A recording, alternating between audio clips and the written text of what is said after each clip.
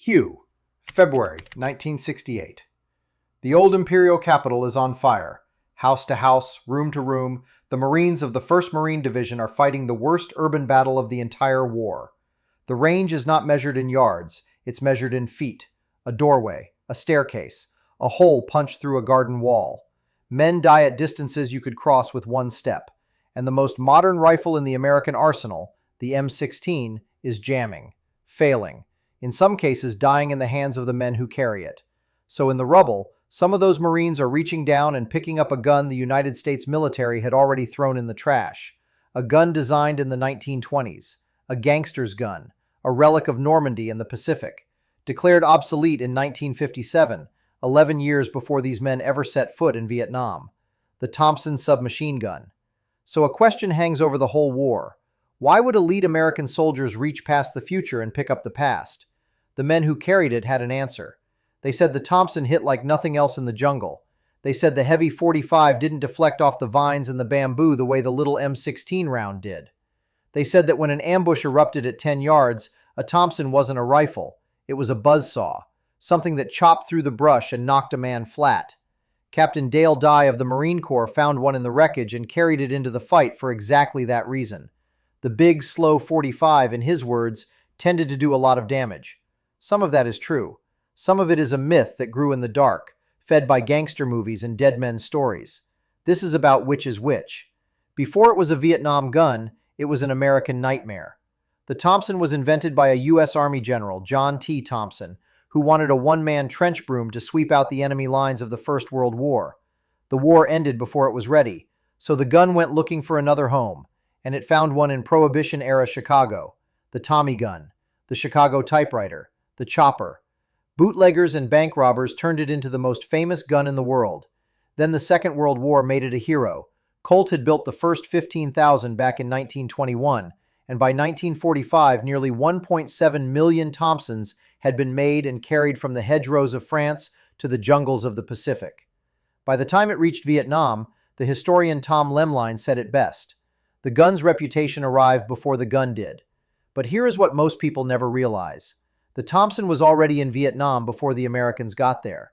In the First Indochina War, the Viet Minh used Thompsons taken from the French and shipped in by their communist Chinese allies out of leftover wartime stocks. The gun had been killing in those same rice paddies for 15 years before the first American advisor arrived. Then, in late 1961, President Kennedy widened the war. Crates of Thompsons were shipped to the South Vietnamese army, and something strange happened. The Vietnamese didn't want them. The gun was too heavy. At a hair over 10.5 pounds empty, 11 loaded, it was brutal on a small-statured soldier humping it through the bush all day. One CIA field agent told Lemline that his team got so tired of the South Vietnamese rejecting the things that, in 1962, they buried several cases of brand-new Thompsons in the ground north of Saigon, just to keep them out of enemy hands.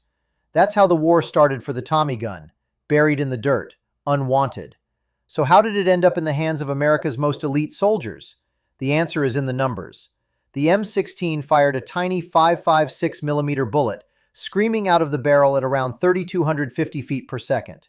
Light, fast, modern. The Thompson fired a fat .45 caliber round at about 920 feet per second, slower than the speed of sound. A slow, heavy hammer. And in Vietnam, the killing was almost always close. Ambushes inside 25 yards, often inside 10. In that world, you did not need a rifle that could reach out a quarter mile. You needed something that put a man down the instant the shooting started, and put down whoever was standing behind him. A few hard men decided the old hammer was exactly that. To understand why, you have to understand what was happening to the new rifle. April and May 1967. The hill fights near Khe Sanh. Hill 881. Marines of the 3rd Marine Division assaulted dug-in North Vietnamese regulars carrying brand new M16s. The rifles jammed. Spent brass welded itself into the chambers. The bolt wouldn't strip a fresh round. And these men had been issued the rifle with no cleaning kits, told it was self-cleaning, a lie that read like a death sentence once the firing started. Marines died on that hillside trying to clear jams the only way they could, by ramming a steel cleaning rod down the barrel, under fire, to punch the stuck casing out by hand. Congress investigated. The I-Cord Committee found that the Army had quietly switched the rifle's gunpowder to a cheaper formula that fouled the action, had skipped the chrome lining that would have stopped the corrosion, and had sent the guns out without kits or training.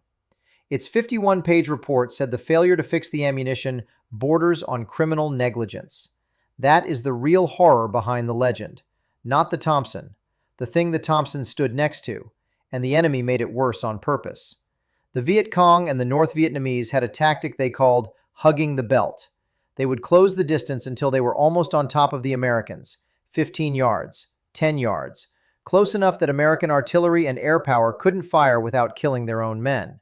They forced every fight into a knife-range brawl. In a brawl like that, a jam isn't an inconvenience, it's the end. So picture the math through a soldier's eyes. Your rifle might betray you at the exact second the enemy is closest, or you can carry a heavy, ugly 25-year-old gun that has never once let a man down. Some of them made their choice. The clearest of them was a SOG man. MACV-SOG ran the most dangerous missions of the war, small teams slipping across the borders into Laos and Cambodia, places the United States swore it had no soldiers. SOG kept a secret armory of untraceable weapons, and that meant a man could carry whatever he trusted. First Sergeant Lionel Choo Choo Pin carried a Thompson. Pin was Osage and Micmac, a veteran of the Alamo Scouts in the Pacific, a ranger, a man who fought in 3 wars and earned the Combat Infantryman badge 3 times. He had loved the Thompson against the Japanese, and decades later, on cross-border recon against the North Vietnamese Army, he proudly packed an M1A1 Thompson into the most secret jungle on Earth, a prohibition gun, in a war that hadn't been born when it was built. But honesty matters here, and so does the dossier. Even in SOG, the Thompson was the exception, not the rule. Most SOG recon men carried chopped-down CAR-15s, sawed-off machine guns, and suppressed weapons. Pin carried his Tommy gun because he loved it, not because it was standard. There were others.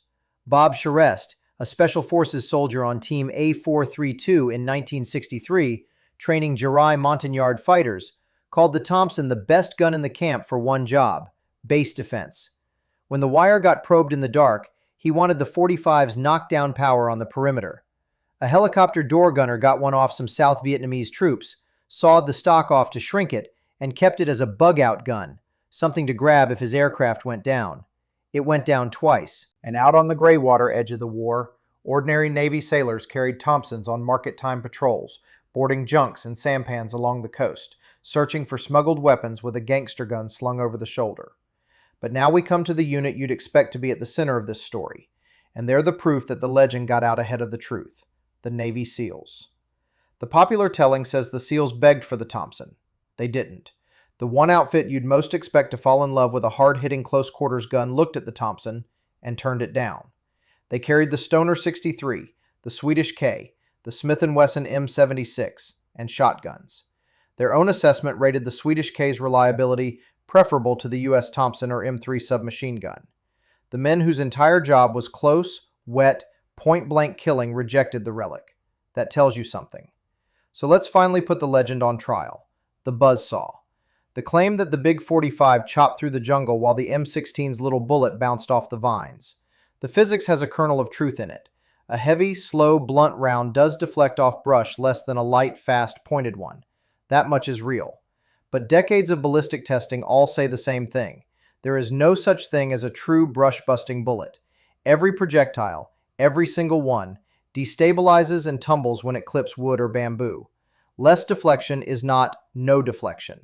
The 45 was a slightly better bet through cover. It was never a chainsaw.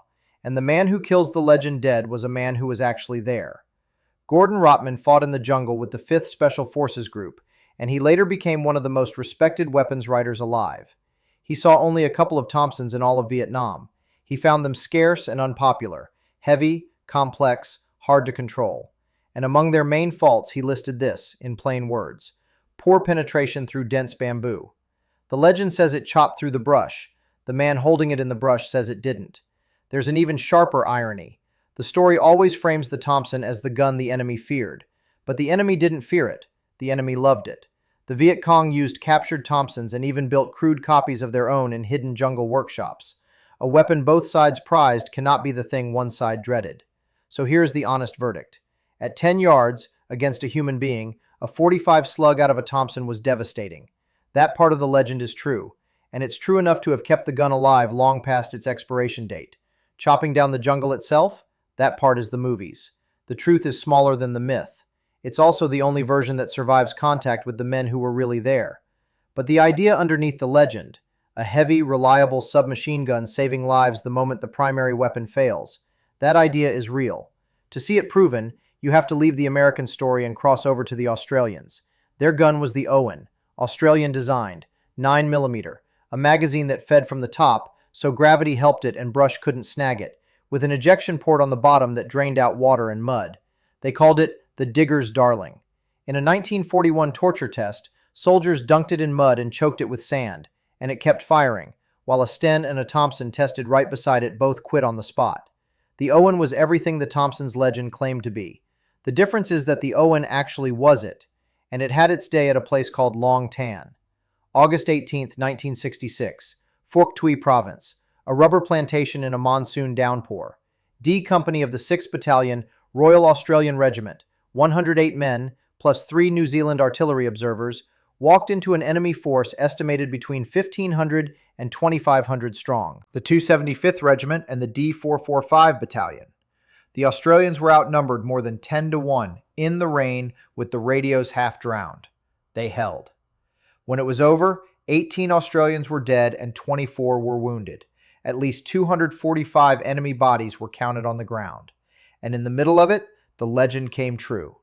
Corporal John Carter's 50 caliber machine gun jammed on top of his armored carrier with the enemy almost on him.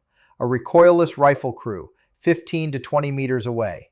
So he picked up his Owen gun and killed 2 of them at point-blank range and wiped the crew out before they could fire. Nearby, a private named William McKell, they called him Yank, killed 2 more enemy with his Owen while carrying a replacement radio through the worst of the fire. A reliable submachine gun, up close, in the rain, the instant the big weapon failed. That is the entire thesis of the Thompson legend, finally proven true. Just not by the Thompson. And not by the Americans. By an Australian, with an Owen, at Long Tan. The Thompson's Vietnam story was never a story of great battles. It was a story of scattered, stubborn choices. A SOG sergeant who loved his old gun, a Marine in the rubble of Hue, a Green Beret on a Montagnard wire at midnight, a door gunner with a sawed-off stock and a fear of crashing.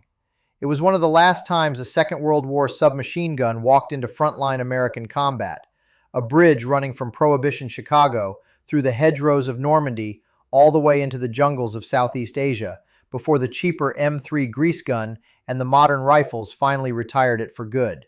And maybe that's the real reason the legend grew so large. Not because the Thompson chopped down the jungle. It didn't, because it didn't quit.